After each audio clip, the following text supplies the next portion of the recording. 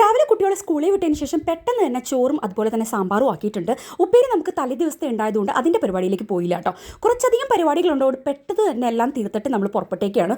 ആദ്യം നമ്മൾ പോകുന്നത് ഫാർമസിയിലോട്ടാണ് കേട്ടോ. കുറച്ച് മെഡിസിൻസ് കളക്ട് ചെയ്യാനായിട്ടുണ്ടായിരുന്നേ. അപ്പോൾ അത് കളക്ട് ചെയ്യാൻ വേണ്ടി ആ സമയം പോകുന്നുണ്ട്. കളക്ട് ചെയ്ത് വന്നതിന് ശേഷം നമ്മൾ അടുത്ത് പോകുന്നത് നമ്മുടെ ഗ്യാരേജിലോട്ടാണ്.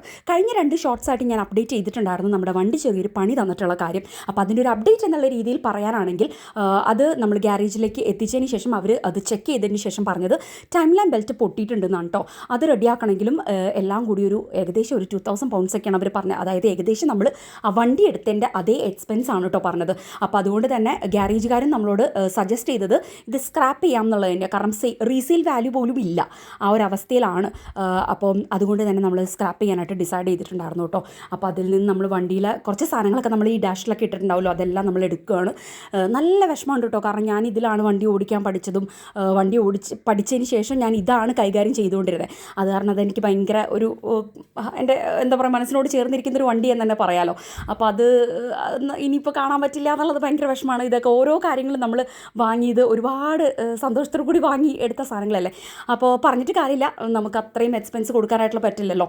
അപ്പോൾ അതിൻ്റെ കൂടെ തന്നെ ഇതിൻ്റെ നമ്പർ പ്ലേറ്റ് ഉണ്ടല്ലോ, അത് നമ്മൾ ബൈ ചെയ്തിട്ടുണ്ടായിരുന്നു കേട്ടോ. അപ്പോൾ അത് കാരണം അത് അവർ നമുക്ക് ഇളക്കി തന്നിട്ടുണ്ടായിരുന്നു. എന്നിട്ട് പുതിയ നമ്പർ പ്ലേറ്റ് അവർ തന്നിട്ടുണ്ട് കേട്ടോ. അപ്പോൾ അത് അവർക്ക് ഇനി സ്ക്രാപ്പ് ചെയ്യാൻ വേണ്ടിയിട്ടില്ല, അപ്പോൾ അതിൻ്റെ ആവശ്യം ചിലപ്പോൾ ഉണ്ടാവില്ല. അപ്പോൾ V5 ഫോം നമുക്ക് കിട്ടണം. ആ ഫോം നമുക്ക് കിട്ടിക്കഴിയുമ്പോഴേ കറക്റ്റായിട്ട് സ്ക്രാപ്പ് ചെയ്യാൻ പറ്റുള്ളൂ. അപ്പോൾ അത് വേണ്ടി വെയിറ്റ് ചെയ്യുകയാണ്.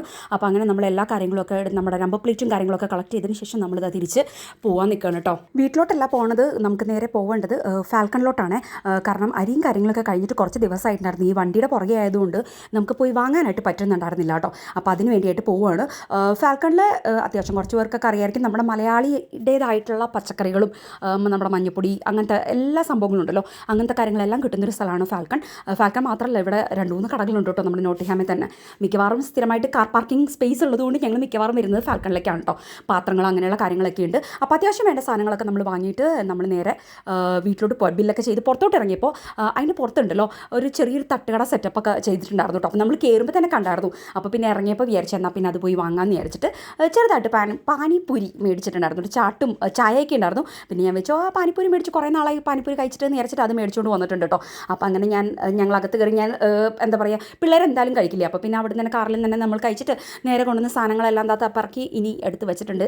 അകത്തോട്ട് എടുത്ത് വെച്ച് തന്നു സാധനം. ഇനിയിപ്പോൾ ഇതെല്ലാം ഒന്ന് എടുത്ത് വെക്കണം, അതാണ് ഏറ്റവും വലിയ പണി. വണ്ടിയുടെ കാര്യം ഇങ്ങനെയൊക്കെ ആയതുകൊണ്ട് തന്നെ ഇനിയിപ്പോൾ അടുത്തത് എന്ത് എന്നുള്ളൊരു സ്റ്റെപ്പ് എടുക്കുന്നതിൻ്റെ എന്താ പറയുക തല പുകഞ്ഞുള്ള ആലോചനയും ആകെ മൊത്തം ടെൻഷനിലാണ്. അപ്ഡേറ്റ്സും കാര്യങ്ങളൊക്കെ ആയിട്ട് ഞാൻ അടുത്ത് തന്നെ വീഡിയോയിലായിട്ട് വരാം കേട്ടോ.